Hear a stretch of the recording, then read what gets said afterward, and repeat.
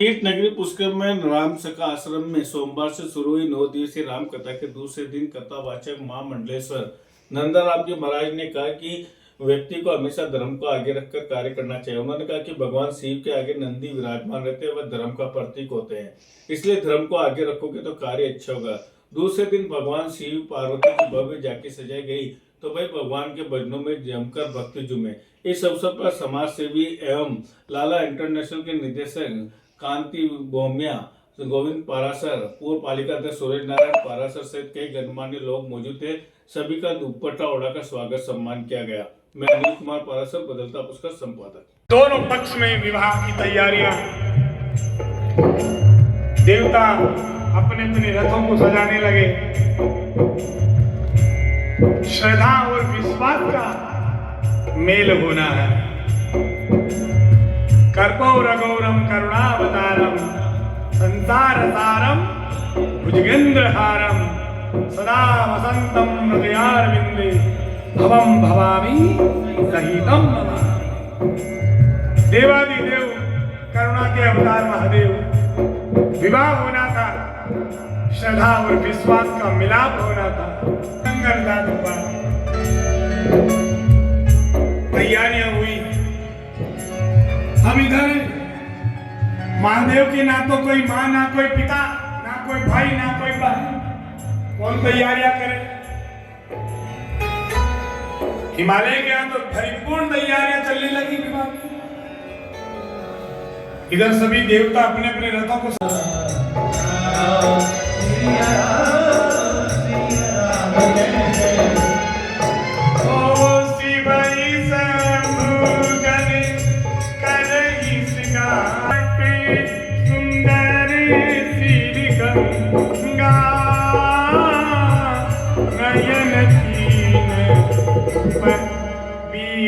भुजंगा सिया राम जय जय राम सिया राम जय जय राम।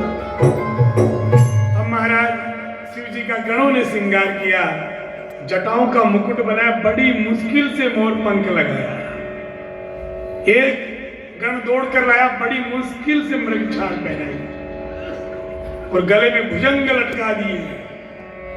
नर और मुंडों की माला लटकाई, महादेव को सजाकर और नंदी और धर्म के ऊपर बिठा दिया।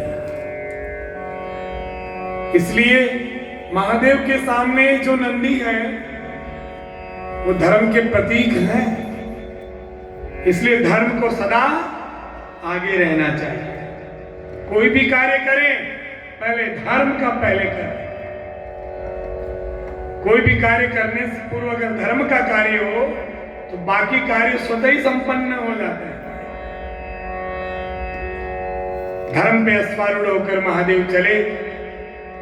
जैसे दूल्हा तैसे बनी ही बारात, जैसे दूल्हा तैसे बनी बारात, वो दुख हो गाता।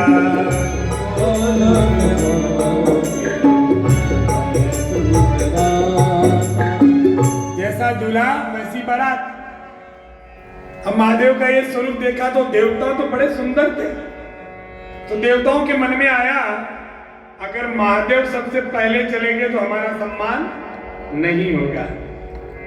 ब्रह्मा जी ने कहा चुपचाप रहो, अगर सुन लिया फिर समाधि लग जाएगी, हो गई शादी।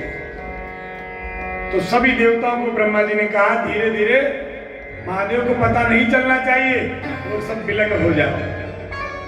सारे देवता, महादेव तो पीछे, सब अपनी पत्नियों को लेकर आगे निकल गए।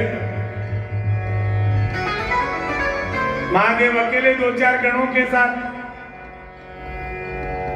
तो श्रृंगी नाम के गण ने कहा प्रभु एक भी देवता नहीं है। तो महादेव ने कहा भैया जिसको सम्मान चाहिए वो आगे चले जाए, और जो सम्मान का भूखा नहीं है वो मेरे साथ चले। महाराज अब महादेव श्रृंगी से कहा कि आह्वान करो। और श्रृंगी ने आह्वान किया कि ब्रह्मांड के जितने भी भूत प्रेत पिशाच, सारे के सारे भूत प्रेत पिशाच, तुम्हारे पिता की शादी हो रही है, आ जाओ। हाँ, ब्रह्मांड के सारे भूत प्रेत महादेव की बारात में। किसी के मुंडी है तो धड़ नहीं है, किसी के धड़ है तो मुंडी नहीं है। तो दिव्य बारात महादेव की, जैसा दूल्हा वैसी बारात। हम महाराज देवता लोग जब हिमालय के वहां पहुंचे तो वहां पर बच्चे जल्दी आते हैं बारात को देखने। तो इंद्र को देखा, देवताओं को जब देखा तो बच्चों ने जाकर कहा, अरे बहुत दिव्य है, दूल्हा तो बहुत सुंदर है। तो इंद्र ने कहा, मैं दूल्हा नहीं हूं, मैं तो बाराती हूं, बारात तो अब आ रही है।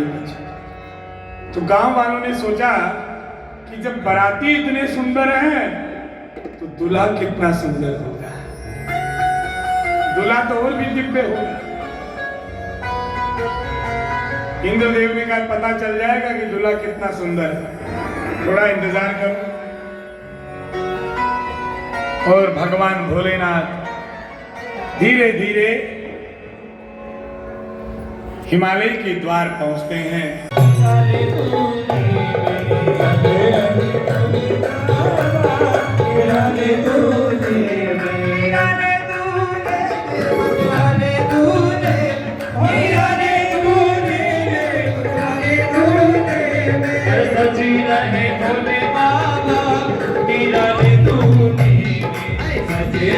भोले बाबा